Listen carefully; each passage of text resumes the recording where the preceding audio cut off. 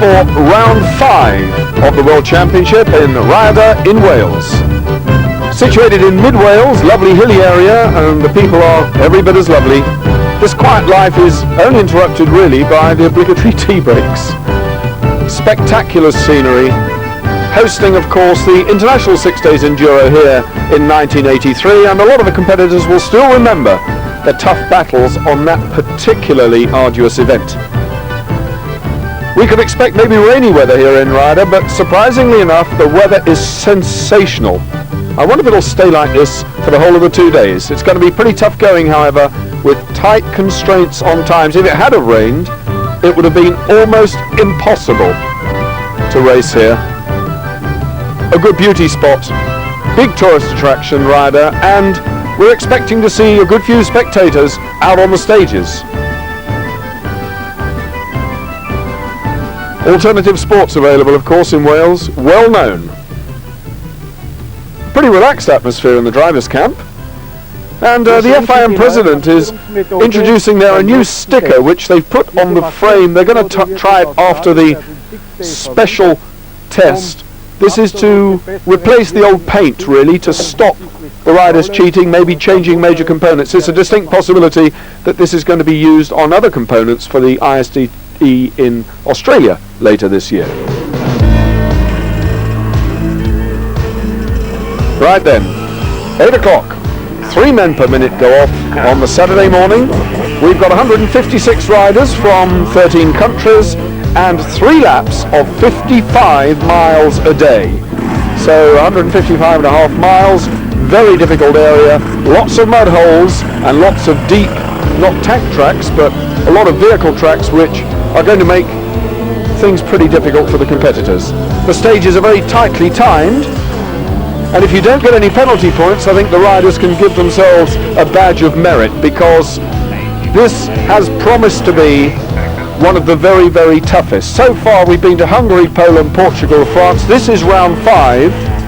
France was dry, hard and rocky, apart from those deep mud holes where we saw the drivers disappearing.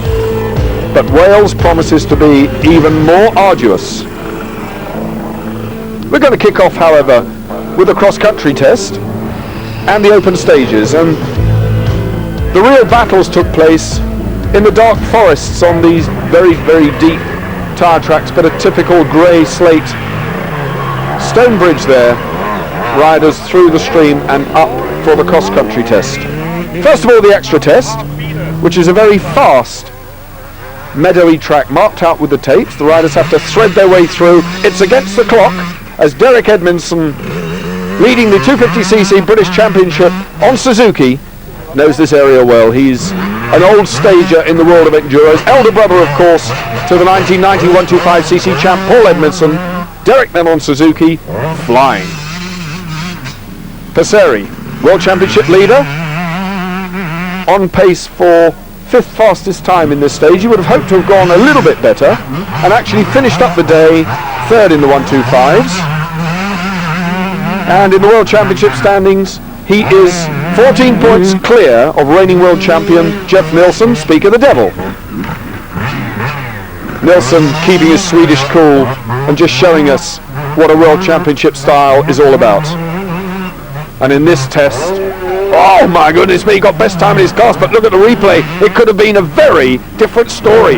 Nose heavy, tail in the air, and Nilsson stays on. Incredibly lucky. Scavolo is less lucky.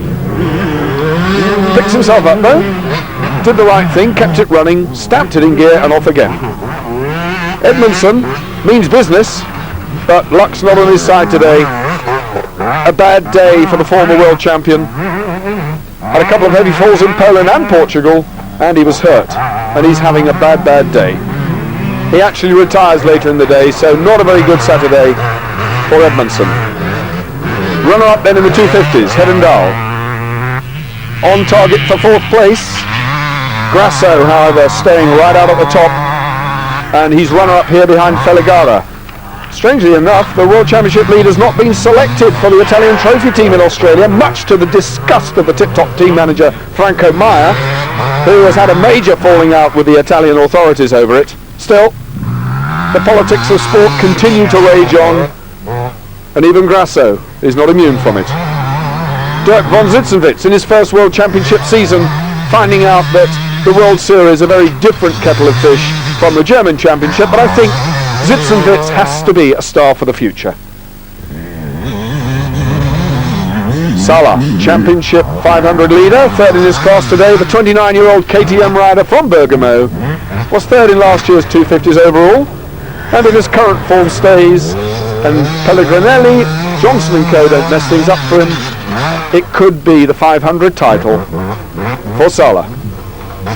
26 points out in front he is, so a fair cushion. Sala is immaculate. Not wasting any time, is he? Just flicking it round the tight bits.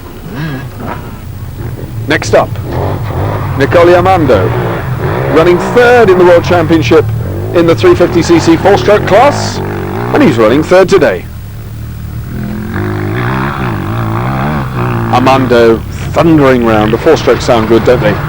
Michael Singer, one of the German team members, and it's remarkable how many of these young Germans attack the World Championship because they see it as the ultimate challenge, and with incredible fighting spirit, but quite often it's the lack of sponsorship that forces them out of their chosen sport. Singer then, undaunted, comes back through the tapes and attacks it again. Englishman John Deacon going well here in Ryder, and he's on target for third place in the 350 class. The Husky driver from Plymouth is on his way, I think, to a star-studded career. Former motocrosser Eric Lejeune from Belgium, and you can see the motocross style coming through. Sadly though, just a bit too aggressive. Third in Hungary, but nothing since. 350 leader Rinaldi on target for the runner-up spot today, and his main opponent Kent Carlson actually clocked in 4 minutes early and therefore dropped back in the championship. Rinaldi then is now out in front on 4 points. Big four-stroke leader Kari Tienen, 250 champion last year. Despite his win today, he said that the circuit was a bit too tough. Doesn't look tough at the moment, does it? But what he meant by that, we'll show you later. Katranak, top form, going for runner-up spot in the 500s. Had to retire in France with engine problems on the Hussabird, and is now standing number 3 in the championship. Farioli out in front of the championship lead. The Italians have been absolutely superb in the 1992 series.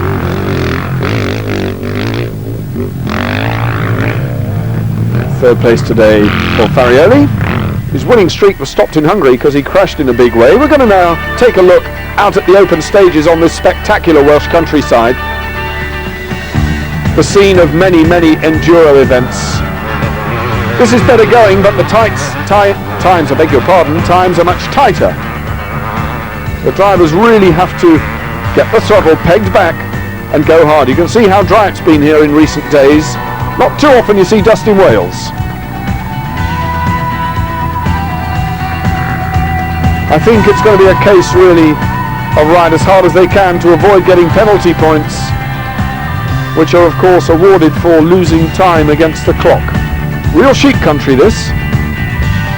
A few cattle out there as well, but back into the woods. Riders closing up, and they're catching up now with the smaller class. And speaking of the smaller class, Gottwald Boost, runner up in the 80s and number 4 in the World Championship. Derek Edmondson had a heavy fall in the morning and knocked himself a bit silly, suspected broken collarbone. Here he's going well though, but a bad day for him. Passeri fell off as well, broke a rib, and dropped to runner-up in the rankings. Now whether he's going to be able to ride in Scandinavia is entirely the doctor's choice. Listel also had a bad fall somewhere in the forest and took a while to get back in the groove, but he's back in the groove here. This stream, there's only one way through it, and that's straight up the middle. Very slippery with the big stones hidden under there. Nilsson, however, doing just fine on his way to what we think, and I hope you share our opinion, could well be second consecutive 125cc championship. Trussardi getting a move on. Looking like the Trussardi we know, 5th in the world at the moment, on target for 4th. He's the mountain expert from Giussoni in Italy, but he's going to have to pull his finger out to move up the championship table.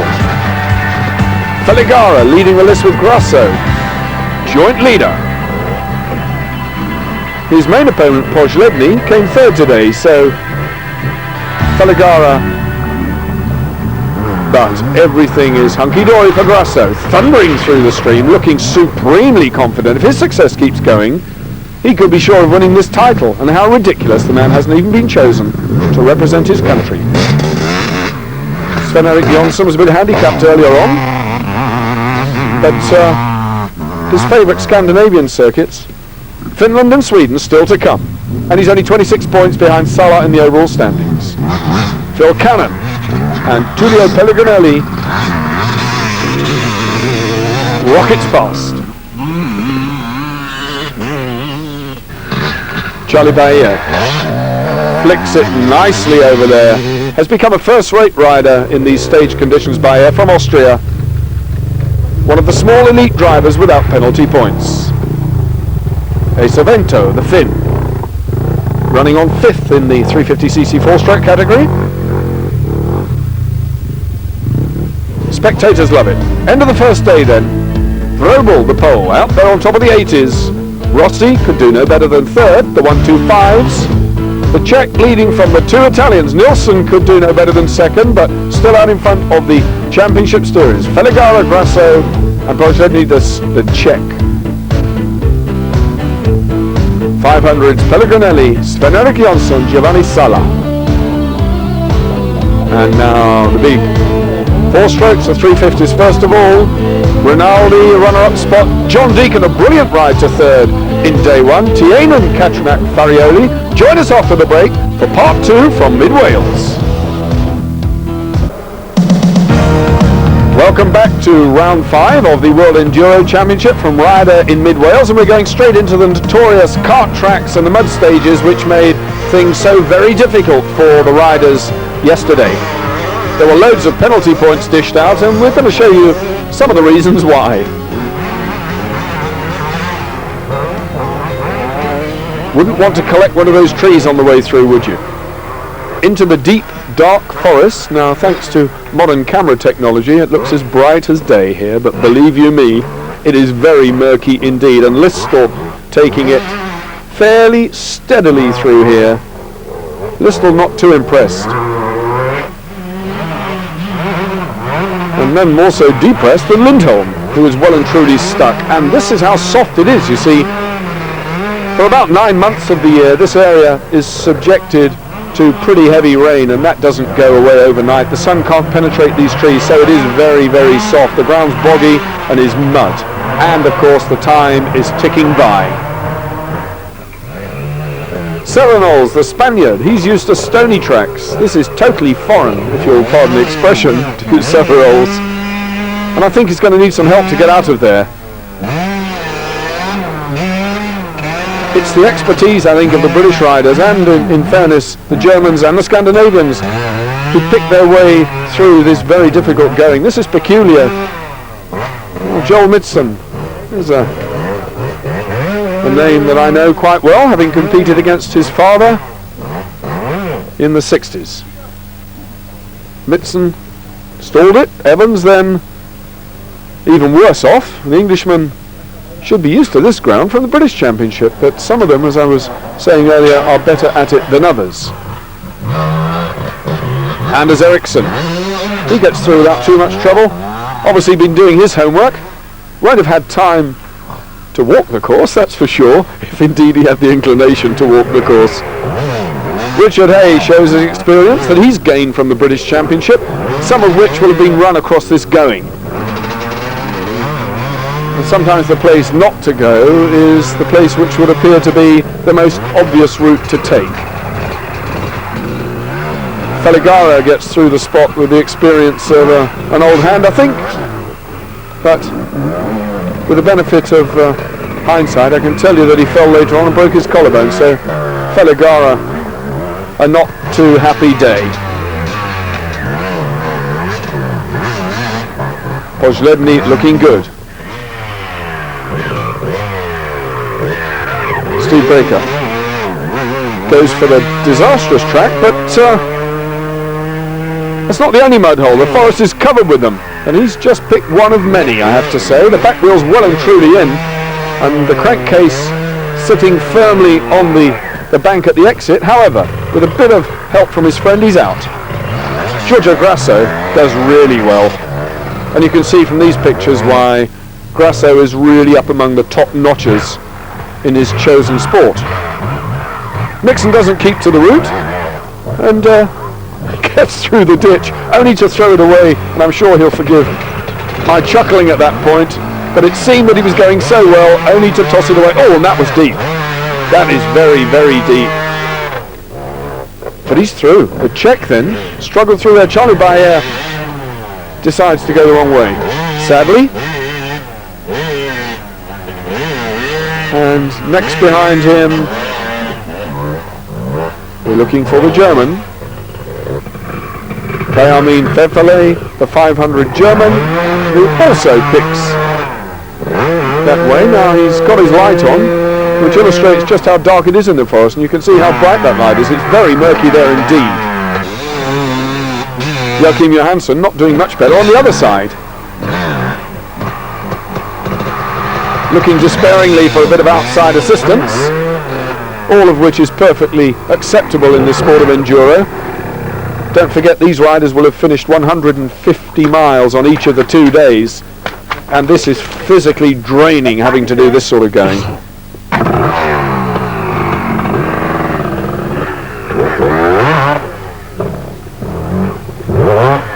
Out and away. Pellegrinelli then. He's got the same thoughts as Charlie Bayer, but he's going to have a go at it. And that's that hole. It's getting deeper with every bike that goes in. Pellegrinelli knows that he has to lift the bike out physically. It's no good spinning the wheel, because all that will do is dig a hole deeper. Yimink gives him a good tug. Although both of these are fighting for the top of the 500cc championship, just look at that. What a tremendously sporting gesture from Gerard Yimink, who lifted his arch competitor out. Brilliant stuff. Pellegrinelli en route for runner-up spot today. Pieter Geluk, he's got a lot to learn. The front end went in. So struggling there, the Dutch junior. Please come help me. Knock out, man. He's got a lot of manners to learn as well. Not keen on being photographed. Geluk. Arnaldo Cabas dodging the mud, but ends up on an equally difficult ditch. Now how do you get across there? Well, sort of like that. That's tough going. That is really, really, really tough going.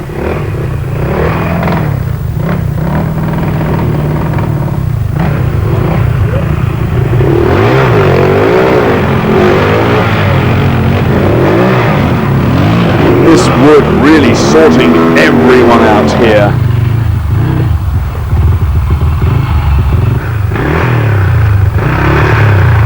Konyar too struggling through that ditch again, the front wheel gone in. Frustration is pretty evident here, I think.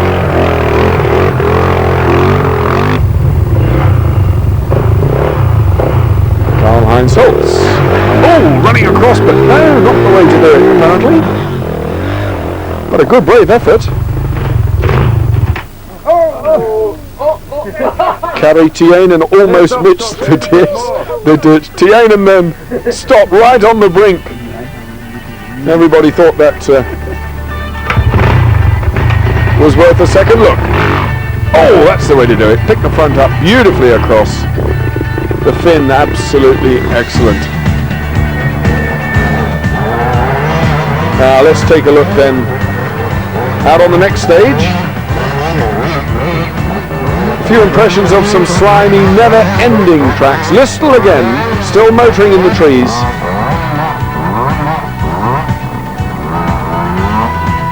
Oh, I suppose the way to do it is get on the bike. That's the thing to do, but it is just so difficult. Fossati frustrated, but forcing on. These tracks threatening to throw you right and left, and always those trees just lurking there. Hedendahl getting his best result so far this season with runner-up in the 250s. today, back out in the sunshine.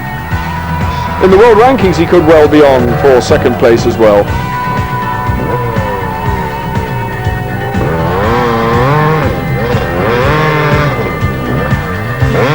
Another deep, deep hole.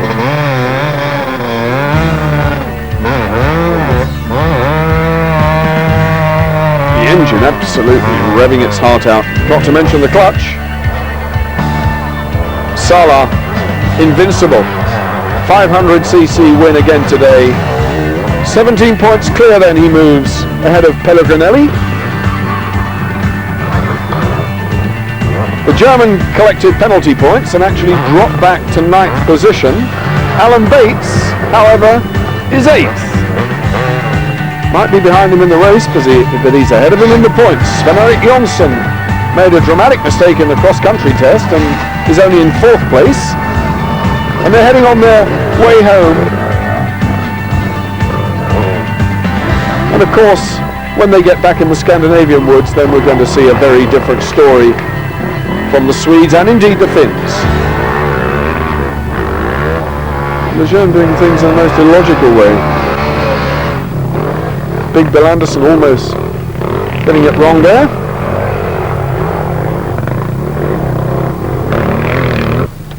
There's Bill. Cleanly through. Oh, that's great stuff.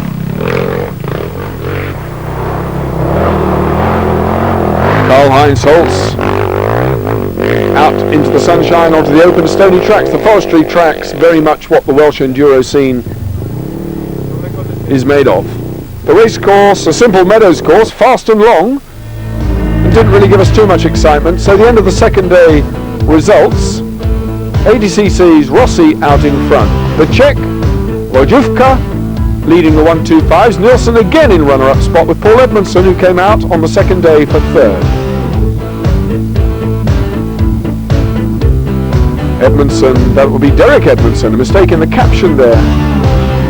500, Sala, Pellegrinelli and Podmol. 350cc 4-strokes, Deacon, Rinaldi and Kotraba. 500 4-strokes, Tienan, Katranak and Farioli. What a superb Welsh event it's been.